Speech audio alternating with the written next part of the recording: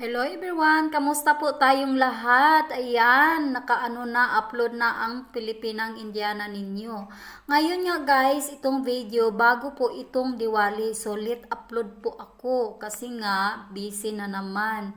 So itong biyahe na ito guys, ito ang city na palagi naming pinupuntahan na mag-purchase ng items namin. Ang pangalan ng city na ito guys ay Bangalore. So ito lang ang malapit na wholesale sa aming lugar. 3 to 4 hours po ang journey. Alam nyo guys, ayaw ko talaga na mag-travel. Hate ko talaga guys mag-travel. Alam nyo, ang sakit-sakit ng ulo ko at nahihilo ako at nasusuka. Hindi ko alam. Pumupunta kami dito na city guys, Bangalore. 1 year, three times kami pumupunta kasi every festival, yung mga festival na ano talaga, yung malaking festival kasi nga yung mga tao dito, lahat sila ay namimili ng mga damit. Yung mga bata, kailangan festival, may mga bagong damit. Ganyan po sila dito, every festival, bumibili ng mga bagong damit. At alam mo guys, itong city na ito, gustong gusto ko itong city na ito. Ito lang ang city na nakikita ko dito sa Indiana. Maraming punong kahoy sa city. Kaya kahit maglakad kami, pasyal-pasyal muna, naglalakad lang kami kasi nga ang lamig-lamig, ang hihip ng hangin.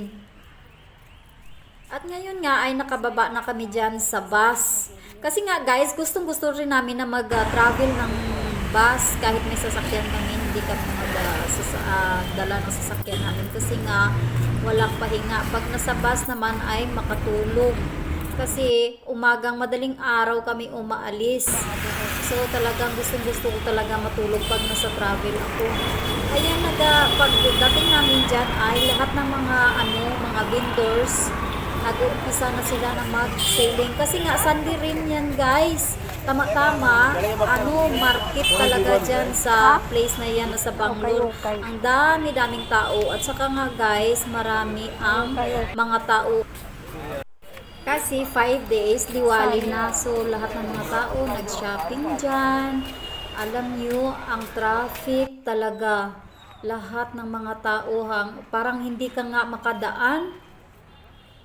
Alas 8 pa lang dyan ng umaga, wala pang mga restaurant na open. So anong ginawa namin? Pumunta kami muna doon sa mga shop na bibilhan namin at saka mga alas 9 kami ay naglakad kung saan kami makakita ang hotel na open. Ibig sabihin dito guys, ang hotel ay restaurant. Diyan naman sa atin yung hotel ay tinutulugan ng mga guest, mga ganyan.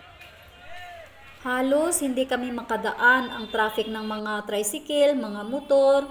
Ayan na, nakapunta na kami na shop dyan kung saan na kami makastart ng purchase ng items namin kasi nga para makauwi kami agad. Alam nyo, kahit na ganito karami mga tao, walang dyan, kumbaga delikado na mag-snatch ng mga kwintas, yung mga gold o mga cellphone.